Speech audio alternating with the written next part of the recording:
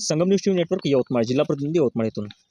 आज आपण पाहत आहोत संगम न्यूज टीव्ही नेटवर्क बातमीपत्र सत्यावर आधारित भ्रष्टाचार मुक्त भारत हाच आपला उद्देश आहे. या बातमीपत्राच्या माध्यमातून आपल्याला काही माहिती मिळाली होती का एक राशन कार्ड, एक अंत्योदयचं राशन कार्ड आणि एक लाभार्थी एक साडी असा उपक्रम राबवला जात आहे शासनाच्या वतीने. परंतु काही ठिकाणी बातम्या येत आहे एकदम बोगस साड्या, एकदम फाटक्या साड्या आणि न घालण्याजोग्या त्या साड्या अशा आपल्याला इथून दिसून येत होत्या.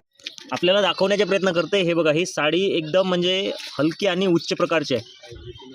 हे तुम्हाला लाईव्ह दाखवण्याचा प्रयत्न करत आहे. बघा, साडी एकदम फाटकी आहे आणि एकदम चिंदी बाजारात जे कपडे भेटतात 100 रुपयामध्ये 50 रुपयामध्ये शेतीला बांधण्याकरता, अशा प्रकारचा या लोकांनी असा कपडा पाठवून गरीब वर्गाचा हा अपमान करण्याचा प्रयत्न शासनाच्या वतीने झालेला आहे.